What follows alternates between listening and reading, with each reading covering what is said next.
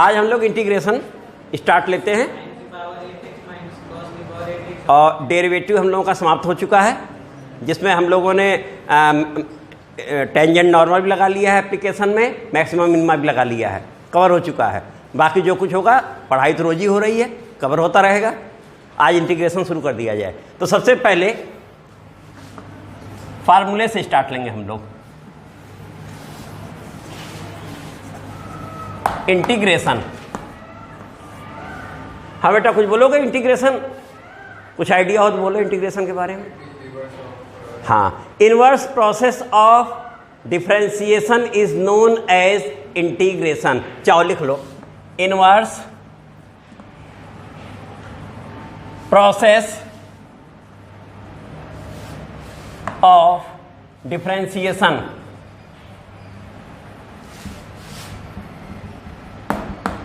is known as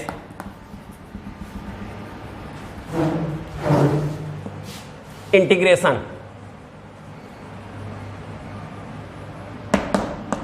अवकलन करने की प्रतिलोम प्रक्रिया को समाकलन करना कहते हैं हिंदी वालों के हिसाब से, है ना बेटा। अब डेरिवेटिव में हम लोग आए, differential with respect to x. हाँ बेटा कैसे लिखेंगे, डी बाई डी एक्स। ये हमारा क्या है बेटा, एक डिफरेंशियल ऑपरेटर है, d d x. Differential with respect to x, d d x. और differential of f x with respect to x, तो ये बेटा बन जाएगा d d x f x. और अगर यहीं हम लोग बना दें y equal to f x, that means d y d x equal to d d x f x. ये सब तो मालूम है तुम लोगों को। इसी को हम लोग एफ डैश एक्स भी लिख देते हैं, इसी को वाई डैश भी लिख देते हैं, इसी को वाई वन भी लिख देते हैं, इसी को हम लोग और क्या लिखते हैं बेटा, डी वाई भी लिख देते हैं, इसी को हम लोग डी एफ एक्स भी लिख देते हैं। That means d equal to d d x. Main operator तो डी डी एक्स ही है। ये इतना है, इसका रिप्रेजेंटेशन इतने प्रकार से होता है। अब अगली बारी इंटीग्रेशन की है हमारी, है ना। तो इंटीग्रेशन पे अब हम लोग आ रहे हैं।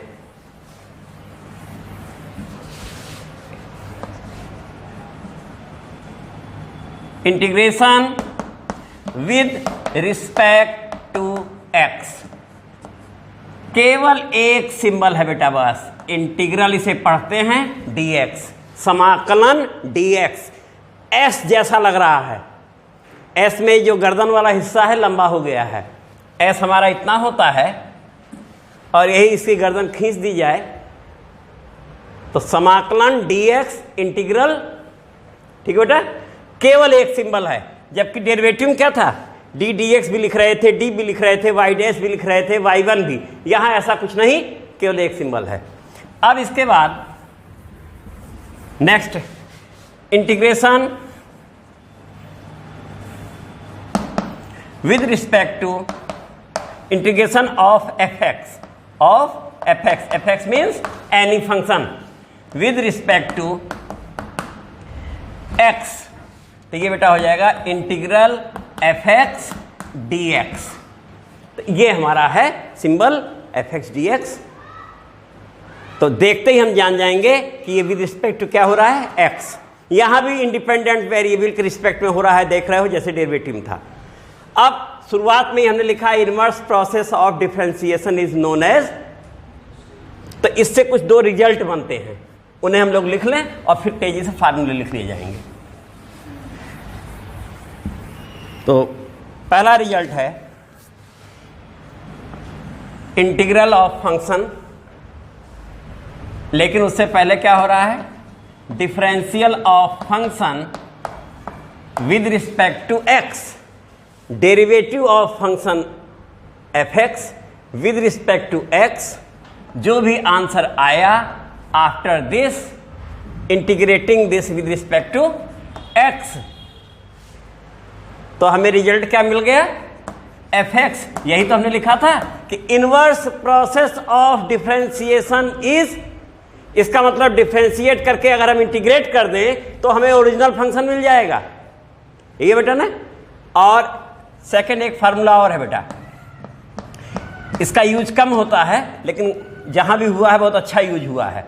वो ये है कि किसी फंक्शन को हमने इंटीग्रेट कर लिया बेटा, इंटीग्रेट हो गया, आ गया आंसर। आंसर जो भी आया उस आंसर को हमने x के रिस्पेक्ट में डिफरेंशिएट कर दिया, अब की भी हमें ओरिजिनल फंक्शन मिल गया। तो ये दोनों फार्मूले बेटा याद रखना, क्योंकि कॉम्पिटिटिव एग्जाम में अक्सर इन सब का प्रयोग कर देते हैं डायरेक्ट फंक्शन फॉर्म में। क्वेश्चन लगाने में तो हम लोग को आता रहता है इस ढंग से, और इसका बहुत कम जगह यूज हुआ है, लेकिन जहां भी हुआ बहुत अच्छा यूज हुआ है। तो दोनों ही हो गए। अब इसी के एप्लीकेशन के आधार पर सारे फार्मूले निकले हैं, सारे फार्मूले इससे निकले हैं। तो तेजी से फार्मूले लिख ले जाए बेटा, मिटाया जाए बेटा। उससे पहले एक हल्की सी चर्चा हो जाए फिर लिया जाए। अभी हम लोगों ने लिखा ही उसके अनुसार ये हमारा फंक्शन x है, इसका डेरिवेटिव करते हैं तो कितना मिल रहा है बेटा? 1 आ रहा है। और इस 1 का अगर हम इंटीग्रल कर दें x के रिस्पेक्ट में तो नियमतः अभी जो हम लोग लिखे थे फार्मूला उसके अनुसार ओरिजिनल फंक्शन आ जाएगा।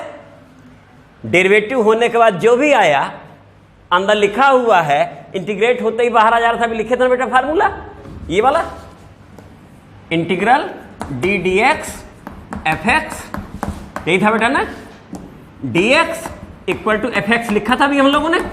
इसी के आधार पर सारे फार्मूले निकलेंगे। हमने कहा अब तुम देख लो, मूलतः तो ये था, यानी हमें कितना मिल गया? x मिल गया। फिर आगे चले नेक्स्ट स्टेप पे, d d x x plus c. अब की भी हमें 1 + 0 यानी 1 ही मिला, अब की 1 ही मिल रहा है। और इस स्थिति में जब हम लोगों ने इंटीग्रल 1 dx किया तो हमें क्या मिल गया आंसर? फंक्शन x + c मिल गया। क्योंकि हमारा जो ला कह रहा है वो यही कह रहा है। अब तुम्हारे सामने 1 dx की वैल्यू ये कितनी आई है, और उसी 1 dx की वैल्यू यहां क्या आई है? इनवर्स प्रोसेस से ही तो लिया हम लोग ने। अब ये बताओ 1 का इंटीग्रल ये भी है, 1 का ये भी है, तो ये सही है कि ये सही है? हाँ बेटा, तुम बेटा बोलना। दोनों सही है। आखिर ये भी तो निकाले हैं सामने, कहां गलत निकाले हैं? ये भी निकाले हैं। तो अब समस्या पैदा हो गई कि ये तो c लिखा हुआ था, यहां c 0 था। c अगर हम 10 लिख दें, 100 लिख दें, 1000 लिख दें, any real number, that means infinite numbers of values, तो आंसर कितने आने लगेंगे? इनफाइनाइट आने लगेंगे, इनफाइनाइट आंसर हमारे आने लगेंगे। तो अब ये जो हमने c लिखा है, यहां c था, यहां c नहीं था,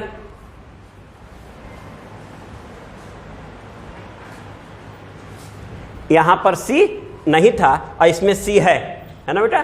तो अब तुम देखो कि c हो भी सकता है और c ऐसा नहीं कि गलत है, ये भी सही है और ये भी सही है, ठीक है ना। तो पहले लिख लेते हैं, उसके बाद बोलते हैं। तो लिख लो यहां नीचे, इन अबव इंटीग्रल हम यही लिख देते हैं इतने में, in above integral C have infinite number of values। क्यों बेटा? C have infinite number of values, क्योंकि C कुछ भी लिखेंगे कांस्टेंट है, बार बार आएगा तो 1 ही उसका डेरिवेटिव, और 1 करते ही आंसर जो लिखे हैं इस ला से वही आंसर आ जाएगा, यानी infinite. That is integral have infinite answer, infinite answer. तो C है इनफाइनाइट वैल्यू, तो इंटीग्रल है thus that type of integral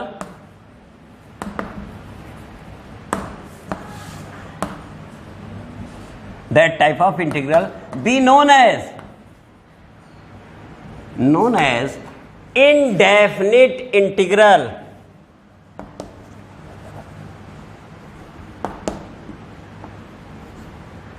ठीक है बेटा। ये कौन सा इंटीग्रल है? बुक में तो केवल इंटीग्रल कैलकुलस लिख दिया, इंटीग्रल लिख दिया, लेकिन जो इंटीग्रेशन हम पढ़ रहे हैं ये कौन सा इंटीग्रेशन है बेटा? इनडेफिनिट। और इनडेफिनिट भी क्यों? इस सी की वजह से। क्यों? सी है इनफाइनाइट नंबर ऑफ वैल्यूज, और अगर हम ये यूज कर रहे हैं तो आंसर कुछ भी आ सकता है, इसीलिए हम लोग सी लिख देते हैं। लेकिन बाई चांस अगर तुमने सी नहीं लिखा है तो भी तुम्हारा क्वेश्चन गलत नहीं है, क्योंकि सी हो भी सकता है, लेकिन साथ में कंडीशन है कि जब तक इसके प्रयोग का कोई औचित्य न हो। तो यहां तो कह दिया, यानी एक पॉइंट फंसा दिया ला करके कि प्रयोग का कोई औचित्य, तो यहां तो नहीं है, यहां चल जाएगा। कहां इसका औचित्य है? Differential equation. डिफरेंशियल इक्वेशन में अगर हम सी नहीं लिखेंगे तो वहां आंसर गलत हो जाएगा, क्योंकि वहां सी आर्बिट्रेरी कांस्टेंट होगा, और कोई भी हमारा इक्वेशन जितने arbitrary number of constant contain करता है उससे बना हुआ डिफरेंशियल इक्वेशन उतने ही ऑर्डर का होता है, यानी वहां सी का औचित्य है। अभी जब हम लोग रिवीजन पहुंचेंगे तो लिया जाएगा। तो तुमने देखा कि यहां सी का महत्व है, इस स्थान पे नहीं है, लेकिन इंडेफिनिट तो है। तो हमने क्या कहा? Thus that type of integral be known as indefinite integral, and C is constant of integration, constant of integration, समाकलन अचर, हिंदी में कहते हैं समाकलन अचर। तो अब समझ आ गया बेटा? तुम्हारे सामने दोनों रिजल्ट थे, दोनों सही थे। इस स्थान पे हमने कहा औचित्य नहीं है, हम ये लिख जाएं तो इम्तहान नंबर काटने का कोई राइट नहीं है, क्योंकि इंडेफिनिट तो वो है ही। सी की वैल्यू हमने 0 से कर ली है, वहां हम से भी कर सकते हैं। सी की जगह पे कोई 10 लिख देगा तो क्या उसका गलत हो जाएगा? लेकिन नहीं, थोड़ा सा चौंकते हैं लोग, उन्हें वही दिखता जो किताब में लिखा हुआ है, जबकि इंडेफिनिट है तो सी ही लिखोगे बेटा। आदत डाले रहो जिससे कोई तुम्हें कहीं भी कोई आपत्ति न कर सके। और इसका मेन यूज कहां है? डिफरेंशियल इक्वेशन में। तो ये बेटा ये हो गया कि हम लोग जो इंटीग्रेशन पढ़ रहे हैं इनडेफिनिट, आगे डेफिनिट भी आएगा जिसमें डेफिनिट वैल्यू आएगी। तो चलो फिर फार्मूला निकाला जाए। ये हल्का सा केवल चर्चा के लिए था, बाकी तो फार्मूला हम लोग ये लिख चुके हैं, इसी से निकलना है बेटा, है ना। अक्सर प्रैक्टिकल में एग्जाम में पूछ देते हैं ना कि कौन सा इंटीग्रल है, क्यों है, किसकी वजह से है। तो किसकी वजह से है? इंडेफिनिट कांस्टेंट ऑफ इंटीग्रेशन की वजह से है। सिंस कांस्टेंट ऑफ इंटीग्रेशन है infinite number of values. Clear बेटा ना? तो अब चलो हम लोग फार्मूला निकालने जा रहे हैं। सबसे पहला फार्मूला लिख जाओ बेटा, x power n dx, integral of x power n with respect to x। हमने लिख दिया x power n plus 1 upon n plus 1 plus c लिख देते हैं, ठीक है। अब लिख तो दिया हमने, लेकिन इनवर्स प्रोसेस तो दिखाया नहीं, तो लाओ दिखा देते हैं। इसका डिफरेंशियल करते हैं तो x पावर n आ जाना चाहिए। तो हम लोगों ने D d x power n plus 1 upon n plus 1 plus c किया, तो हम लोगों को बेटा मिल गया, देखो n plus 1 x power n अपान में n प्लस 1 कॉन्स्टेंट बाहर आ ही जाएगा, और प्लस 0 कितना आया बेटा? इसका मतलब फार्मूला सही है, बस सर्टिफाई हो गया। तो आज के बाद से हम लोगों ने याद कर लिया कि x पावर n का इंटीग्रेशन जो है वो x power n plus 1 upon. Next formula d d x, तेजी से बोलते चलना बेटा, d d x e power x equal to e power x, that means integration इसका अगर कर दें तो ये ओरिजिनल फंक्शन आ जाएगा। तो integration e power x d x equal to plus c लगा देते हैं, हो गया, एक्सपोनेंशियल भी हो गया। तो फार्मूले इस साइड में लिखते चलते हैं, तो यहाँ हमारे पास जगह होती रहेगी। x पावर n dx हमने लिख दिया, तो ये हो गया x power n plus 1 upon n plus 1 plus सी। सेकेंड हम लोगों ने निकाला e पावर x dx, जिसका आंसर आ गया e पावर x प्लस सी, ठीक बेटा। थर्ड अब ले लेते हैं a पावर x का डेरिवेटिव। हाँ बेटा, ए पावर एक्स लॉग एक ऐसी क्वांटिटी है, कांस्टेंट क्वांटिटी है, तो जैसे डेरिवेटिव कांस्टेंट बाहर कर लेते हैं, यहां भी हम बाहर कर सकते हैं। तो ए पावर एक्स लॉग ए लिख तो दिया, और अगर ये कर रहे हैं तो इसका डेरिवेटिव ये है, तो इसका इंटीग्रल कौन होगा? ए पावर एक्स हो गया ना, यही तो हम लोग कह रहे हैं, ओरिजिनल फंक्शन मिल जाएगा। लेकिन हमें फार्मूला तो ए पावर एक्स का लेना है, तो कांस्टेंट बाहर आएगा, लिख दिया बाहर हमने, लॉग ए बाहर लिख के डी एक्स लिख दिया, और फिर कांस्टेंट ट्रांसफर कर दिया। ठीक है, कांस्टेंट ट्रांसफर कर दिया तो अपान कितना आ गया। अब बाद में सी लिख दिया करो एक, क्योंकि सी है इनफाइनाइट नंबर ऑफ वैल्यूज। तो इस तरीके से a power x d x formula कितना आ गया बेटा? ए पावर एक्स अपान, अगर डेरिवेटिव में प्रोडक्ट में था लॉग ए, तो इंटीग्रेशन में डिवीजन में है, याद हो गया? चलो ये भी हो गया, लेकिन दोनों एक्सपोनेंशियल थे। अब थर्ड आया, लॉग एक्स बेस कितना होता है बेटा अगर कुछ ना लिखा हो तो? हाँ, नेचुरल लॉग है ना, ई होता है, लिखें या ना लिखें, और अगर अदर बेस बोलना है तो उन्हें यहाँ लिखना होगा। तो डेरिवेटिव कितना होगा, कितना होगा बेटा? 1 अपान एक्स। इसका मतलब integration 1 upon x d x equal to, लिख तो दिया, लेकिन तुरंत क्रॉस क्वेश्चनिंग के दायरे में आ गया कि अभी आपने x पावर n लिखा था, तब तो ये फार्मूला था, कैसे ये आ गया? ये भी तो वैसा ही है, x पावर -1 है ना। तो अगर वहां हम रख देते तो उसका आंसर इनफाइनाइट हो रहा है, देखो हो रहा है, समथिंग अपॉन जीरो मीन्स, यानी कोई आंसर आ ही नहीं रहा, इनफाइनाइट हो जा रहा है, अनिश्चित हो जा रहा है, आंसर चाहिए हमें ना। तो यहां पर कंडीशन क्या हो गई? n नॉट इक्वल टू, आज के बाद से याद कर लो कि x पावर n dx में वो फार्मूला सबके लिए लागू है, लेकिन अगर n के प्लेस पे -1 आ गया तो ये लॉग बन जाएगा। तो वहां कोड हो गया, x पावर n में n के प्लेस पे -1 नहीं होना चाहिए, 1 अपान एक्स में वो तुम्हारे सामने है, बाई दिस लॉ, है ना, इनवर्स प्रोसेस ऑफ डिफरेंशिएशन से यही तो आंसर आ रहा है। तो ये भी होगा बेटा। तो हम लोगों ने एक ये भी लिख दिया, 1 upon x d x equal to log x बेटा, यही आया ना, प्लस सी, और यहां पर कोड कर दिया n नॉट इक्वल टू। तो ये तो हमारे इतने 1 2 3 4 फार्मूले ये हो गए बेटा। अब अगला आए टेक्नोमेट्रिक पे। कितने लोग थे टेक्नोमेट्रिक वाले? 6 लोग थे टोटल। 6 में से आए तो सबसे पहले हम लोग ले लेते हैं साइन एक्स। साइन एक्स का derivative cos x, sine x का डेरिवेटिव, इसका मतलब कॉस एक्स का अगर हम इंटीग्रेशन करेंगे तो हमें क्या मिल जाएगा?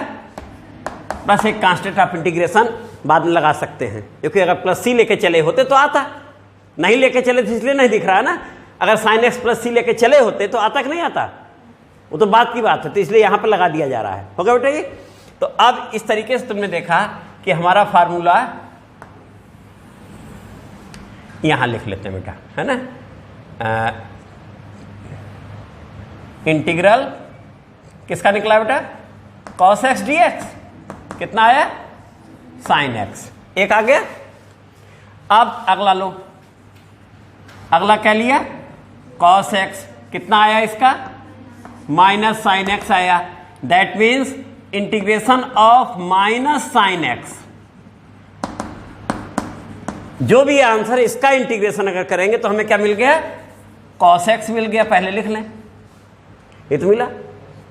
अब ये माइनस ट्रांसफर कर दें इधर, है ना। तो इस तरीके से जब ट्रांसफर करेंगे तो साइन एक्स डी एक्स हमें कितना मिल गया बेटा? माइनस कॉस एक्स हो गया कि नहीं? तो साइन का इंटीग्रल, क्योंकि माइनस साइन का कॉस था तो साइन का, क्लियर बेटा।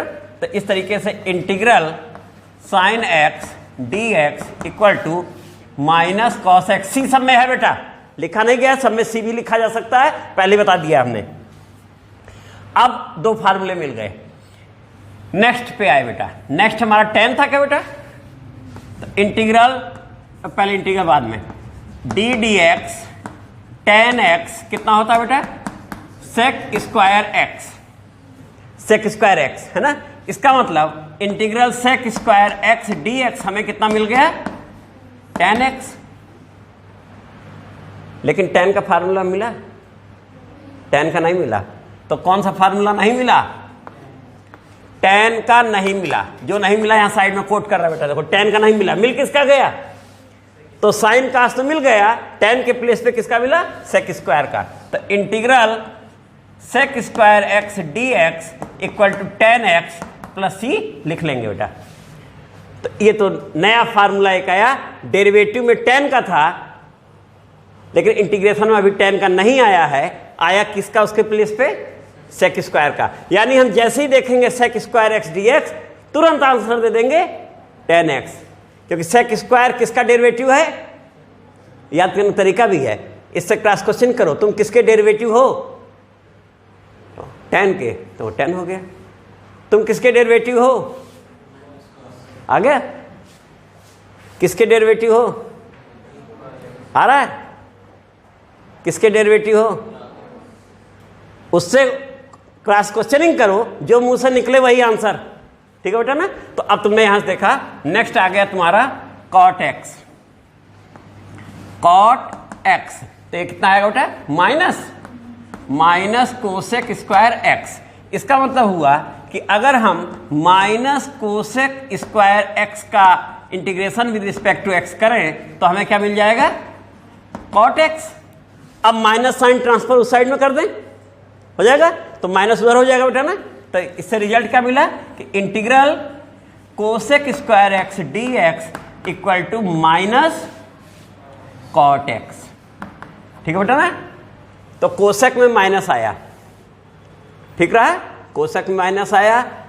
और अगला आ गए हम लोग, नेक्स्ट है सेक, सेक और कोसेक बच रहा है ना बेटा। अब नेक्स्ट, अब तो कौन नहीं मिला, दूसरा कॉट भी नहीं मिला। अब सेक एक्स है, सेक एक्स का डेरिवेटिव कितना होता है, sec x into tan x होता है बेटा ना। तो sec x into tan x होता है। इसका मतलब अगर हम sec x into tan x का इंटीग्रेशन करें विद रिस्पेक्ट टू एक्स तो हमें क्या मिल जाएगा, सेक एक्स मिल जाएगा बेटा। तो एक फार्मूला ये भी मिल गया, sec x tan x d x equal to, ये भी नया फार्मूला मिल गया। लेकिन कौन नहीं मिला, ओरिजिनली सेक एक्स नहीं मिला हमें। Sec x into tan x देखते ही हम जवाब दे देंगे। और ये ऐसा बेटा याद रखना है, जैसे ही ये स्वरूप आएगा तुरंत आंसर आ जाएगा, कोई बुद्धि नहीं लगानी है। सेक इंटू टेन दिखा, आंसर सेक एक्स, यानी ये फॉर्म आ जाना चाहिए। और याद करने का भी उन्होंने बताया कि सेक इंटू टेन किसका डेरिवेटिव है, याद है, यानी जिसका डेरिवेटिव तैयार है उसका इंटीग्रेशन का ही गुना तैयार हो जाता है ऑटोमेटिक। फार्मूले अगर तुम्हें याद हैं तो उनके जस्ट अपोजिट करते ही बन जाते हैं। तो डिफरेंशिएशन डिपेंड कर रहा है इंटीग्रेशन पर, या कहें इंटीग्रेशन डिपेंड कर रहा है। तो जिसका एक टॉपिक तैयार होगा दूसरा ऑटोमेटिक तैयार हो जाएगा, और एक बर्बाद हुआ तो दूसरा ले डूबेगा, है ना। तो यहां से हम लोग चले, तो ये भी हम आ गया। अब अगला क्या ले रहा है बेटा, कोसेक, कोसेक एक्स लेते हैं। तो इसमें क्या निगेटिव आता था बेटा, minus cosec x cot x, यही आता था। इसका मतलब माइनस अब इधर कर देते हैं, डायरेक्ट लिख देते हैं, है ना। अब तो क्लियर है ना। नेक्स्ट आ गया cosec x cot x d x में कितना मिल गया, माइनस। अब तुम देखो यहां कोसेक भी नहीं मिला, तो तुमने देखा कि फार्मूले हमारे जो हो गए 1 2 3 4 1 2 3 4 5, एक और बच रहा है कोई कांस्टेंट वाला, है ना। और साथ में 6 10 ये हो जाते हैं। एक कांस्टेंट का सी का लिख जाओ ना, integral c d x equal to c x. अब चूंकि यहां ये सी है तो क्यों ना इनको हम लोग लैम्डा कर देते हैं बेटा ना। तो लैम्डा एक्स प्लस सी लिखने में थोड़ा अच्छा लगेगा। अब और ठीक है ना, यानी कांस्टेंट का डेरिवेटिव, तो कांस्टेंट के इंटीग्रेशन में लैम्डा एक्स प्लस सी हो गया। तो एक हो गया, 6 4 10, 3 बच रहे हैं, ये नहीं निकले बेटा, ये आगे चल के निकलेंगे। अभी हम लोग इंटीग्रेशन फार्मूले निकाल रहे हैं, डायरेक्ट फार्मूले पे क्वेश्चन लगाए जाएंगे।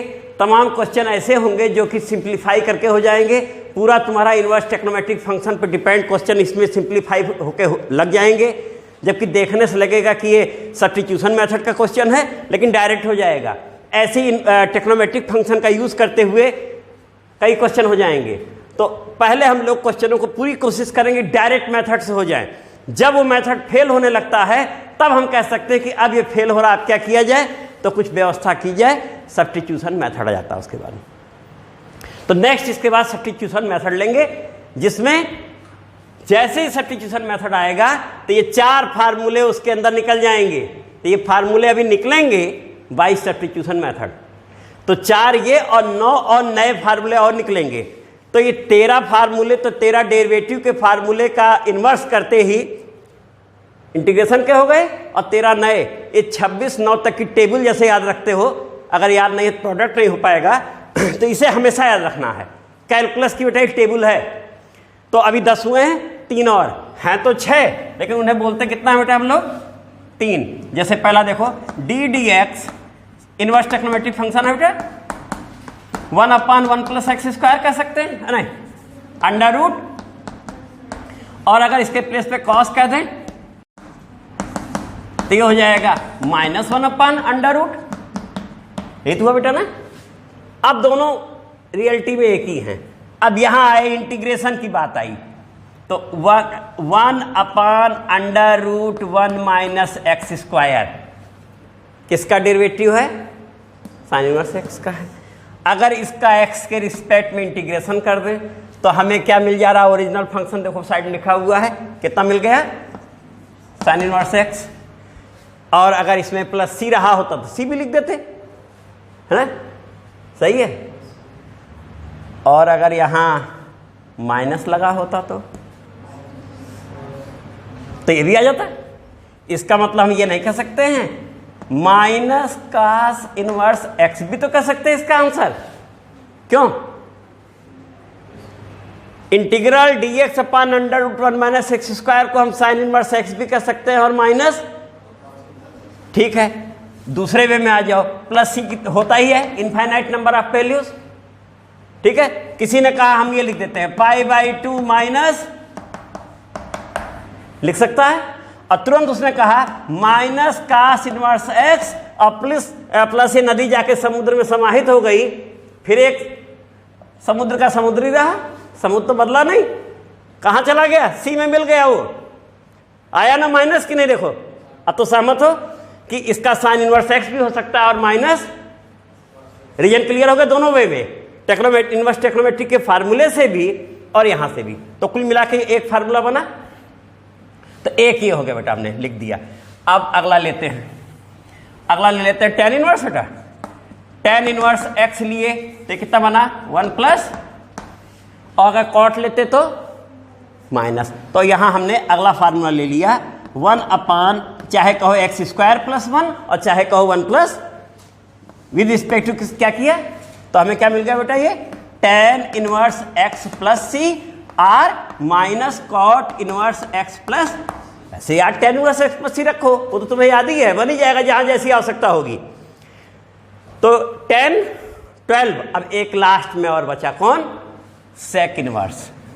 हाँ, साथ में ये भी देखो कौन नहीं मिला, यहां तो ये लोग नहीं मिले थे, लेकिन इससे पहले वाले में कौन नहीं मिला था, log x नहीं मिला था बेटा। क्यों, लॉगरिथमिक फंक्शन का नहीं मिला था, 1/x का हमें इंटीग्रेशन मिला था, है ना। तो एक log x नहीं मिला है, तो log x तो अभी भी फार्मूला नहीं होगा।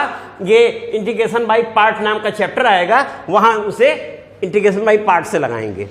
इनके फार्मूले 4 निकलेंगे, और यहां भी हमारा sine inverse x, cos inverse x, tan inverse x, cot inverse x, sec inverse x और cosec 6 लोग हैं, इनके भी फार्मूले नहीं निकलेंगे। ये भी कहां जाएंगे, इंटीग्रेशन बाय पार्ट में एज ए क्वेश्चन लगाए जाएंगे। लेकिन अभी 4 ये नए निकलेंगे, और 9 कुछ एल्जेब्रिक फंक्शन टाइप के कुछ होंगे, वो भी लगाए जाएंगे।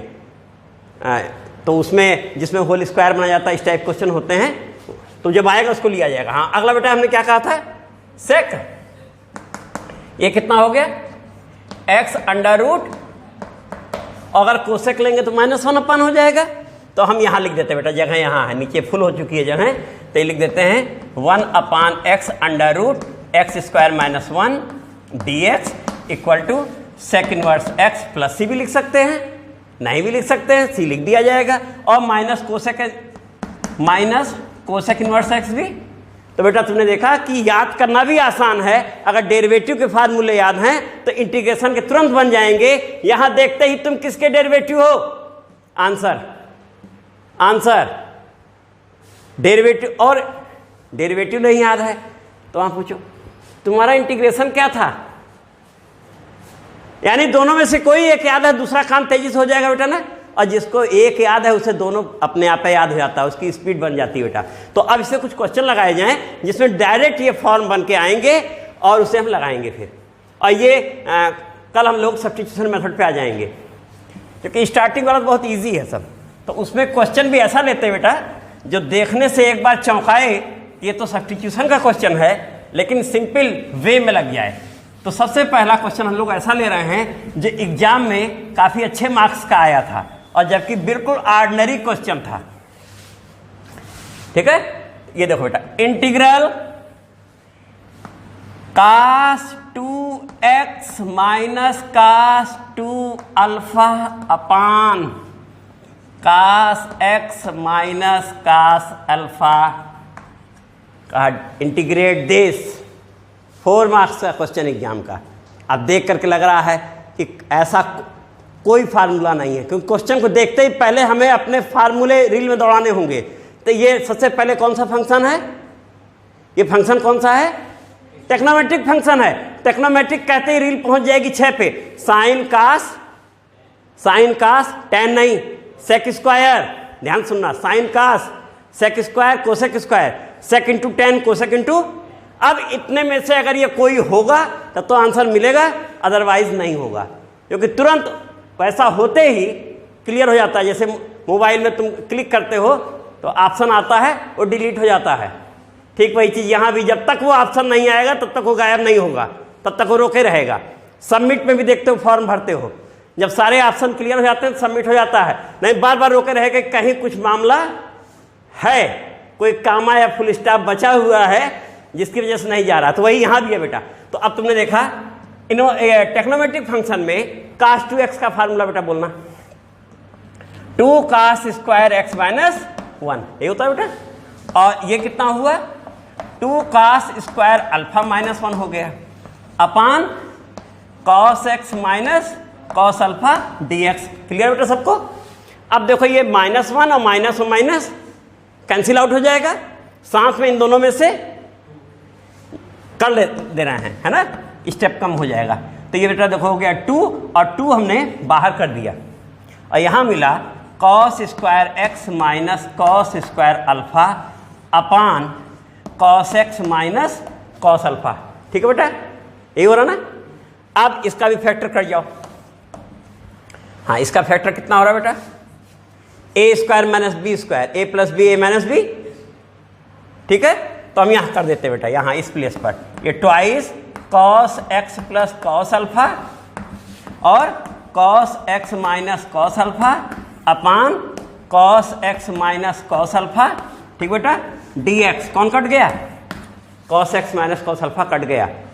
और हम जरा ऊपर तुम्हें बताना भूल गए, एक और होता है कि अगर कई फंक्शन आपस में बेटा एडिशन आर सब्सट्रैक्शन फॉर्म में हो, है ना, कई फंक्शन हैं plus minus dot dot dot, ये आपस में एडिशन और सब्सट्रैक्शन फॉर्म में हो, ऐसी स्थिति में अगर इनका हम इंटीग्रेशन करते हैं तो ये सभी इंटीग्रेशन जैसे डेरिवेटिव में अलग अलग हो जाते थे बेटा ना, f1x dx plus minus f2x dx और प्लस माइनस डॉट डॉट, जितने यहाँ भी अलग अलग हो जाते हैं।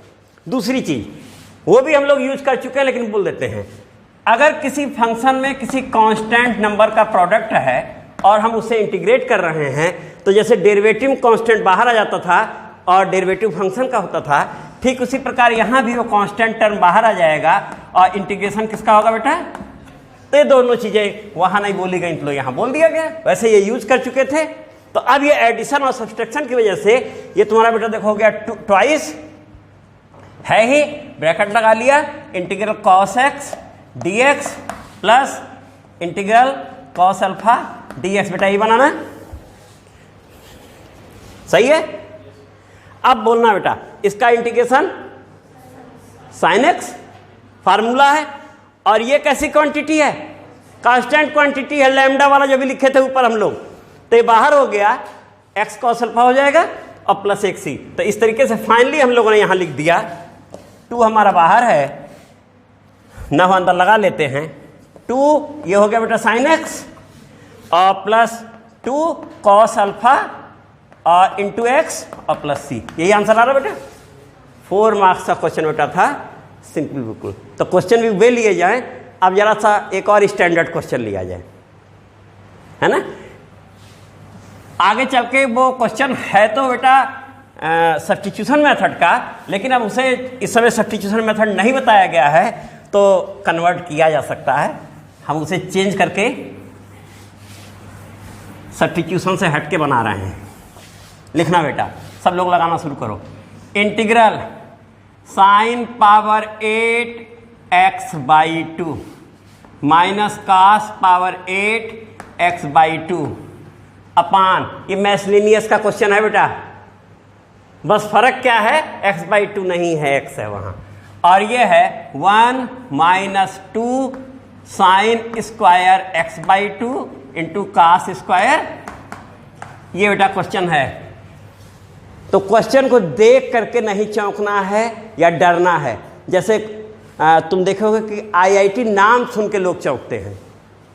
अब तो सब आईआईटी कर दिया, अब तो समस्या खत्म हो गई ना। अभी तक नाम सुन के लोग चौंकते थे कि आईआईटी है, ये यूपीटीयू है, ये तुम्हारा एएमयू है, ये यहाँ का। अब तो सारे कंपटीशन एक हो गए, अब तो नहीं डर लगेगा। उसने कहा डरना छोड़ो, सबको एक समान कर दिया हमने।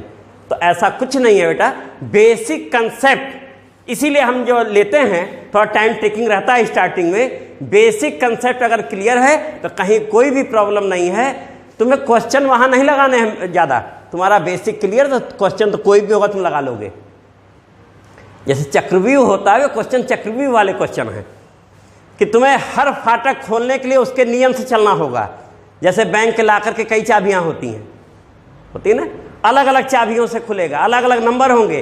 ठीक यहाँ भी क्वेश्चन अलग अलग नंबर के अलग अलग चैप्टर से संबंधित हैं, उसका वही जो है पासवर्ड चलेगा तब खुलेगा और तुम क्वेश्चन लगा ले जाओगे सारे। तो यहाँ बेटा ये आया। अब ये पहुंचा कहाँ, टेक्नोमेट्रिक फंक्शन 11th में। अब तुरंत उसमें भी अलजेब्रा का factor a square minus b square, तो पावर 4 का स्क्वायर हो रहा है। तो बेटा हम डायरेक्ट ब्रेक कर दे रहे हैं, साइन पावर 4 एक्स बाई 2 ना plus cos power 4 x by 2। अगला क्या बना बेटा, sine power 4 x by 2 minus cos power 4 x by 2। ठीक है बेटा, यही बनना ना, अपान आए। ये है, यहां से हिंट देखना, a plus b whole square equal to कितना होता है बेटा, a square plus b square minus plus 2ab होता है। यहां तक तो सही है। अब तुम देखो, a square plus b square equal to लिखे तो कितना हो जाएगा, a plus b whole square. अब अलजेब्रा कहां पहुंचाया, इसी कहते हैं बेसिक कंसेप्ट। और समझ आ गया। तुमने ये देखा 2ab, ये देखो 2, यहां भी देखो, ध्यान से देखना, यहां देखा तुमने 2ab, यहां भी देखा 2ab, कहां मेल खा गया, a कौन है, साइन स्क्वायर, और b कौन है। तो बोलो इतना प्लस इतना क्या होगा, पकड़ में आ गया कि नहीं। इसी का नाम जो अभी हमने कहा बेसिक कंसेप्ट की, ये बचपन में सिखाया गया है। अब बचपन तुम्हें यह सुनते हो ना, कुछ लोग कहते हैं कि हाई स्कूल से नहीं, प्रारंभ से ही आप बेसिक मजबूत चलिए तो हर कंपटीशन इजी होता जाएगा। तो यहां से बेटा आए, देखो इस 1 को हमने क्या लिखा, sine square x plus cos square x, कितना हुआ 1, और अगर उसका स्क्वायर कर दें तो भी 1 का स्क्वायर और माइनस क्या बेटा सही लिखे हैं कि नहीं, बाई 2 रहेगा, है ना, बाई 2, क्योंकि बाई 2 है। देखो सही है कि नहीं, देख लो, देखो बेटा समझ में आया, फार्मूला लिखते ही समझ गए होगे क्या हुआ। अब दिस माइनस दिस था कितना, इसका मतलब अगले स्टेप में हम लोग आए और ये कितना बन गया, ये तो बन गया तुम्हारा sign power 4 x/2 plus cos power 4 x/2, क्यों बेटा, और ये बन गया sine square x/2 plus cos square x/2 और एक और bracket sine square x/2 minus cos square x/2। और जरा इसको जगह इधर बना दें dx लिख करके, ये क्या था a प्लस बी स्क्वायर था क्या बेटा, ऐसे कर लें, ठीक है। और अपान कितना, अपान जल्दी से बोलो, ये कितना हो रहा है, साइन पावर, देखो ये लिखा हुआ है, देखो ये ए स्क्वायर, दैट मीन्स इसका square, sine power 4 x/2 plus cos power 4 बन गया बेटा ना। ये दोनों साफ हो गए, देख लो ये सामने अपने, देख लो दोनों साफ हो गए। और ये कितना हो गया, 1 हो गया, 1 हो गया। और आगे बढ़े तो इसमें से कितना कॉमन ले लें, माइनस कॉमन लेंगे तो कास स्क्वायर x/2 माइनस, थोड़ा ये भी जल्दबाजी कर देते हैं, है ना, खोदा पहाड़ निकली चूहा, एक जो मुहावरा है हुआ वही ना। इतना हैवी क्वेश्चन था, बना क्या, कास x, और आगे आया उत्तर माइनस साइन x प्लस सी। बेटा ये आया हुआ क्वेश्चन है, ऐसे यहां पर x लिखा है और इंटीग्रेशन में ही ये क्वेश्चन है, और उस समय कास 2x बनता, तो कास 2x सब्स्टिट्यूशन मेथड में जा रहा था, और इस समय हमने उसकी चर्चा नहीं की है तो ले लिया गया बेटा।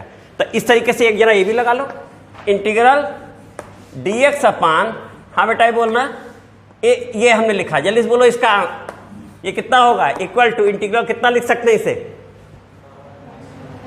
x power -1/3। बहुत बढ़िया बेटा, मूल उद्देश्य हमारा था कि इसका मतलब पावर 1/3 और ये न्यूमरेटर में जाएगा तो माइनस हो जाएगा, बाकी कोई समस्या नहीं है। यानी x पावर n+1 अपान, तुरंत लिख जाओ बेटा, जल्दबाजी नहीं, और प्लस सी जो भी आवे आंसर, ये भी हो गया। बाकी तो डायरेक्ट फार्मूले हैं। तो स्टैंडर्ड क्वेश्चन किसके होंगे, टेक्नोमेट्रिक के, इनवर्स टेक्नोमेट्रिक के। कल इस पे बेटा रिहर्सल खूब किया जाएगा। आज इतना काफ़ी है, थैंक यू।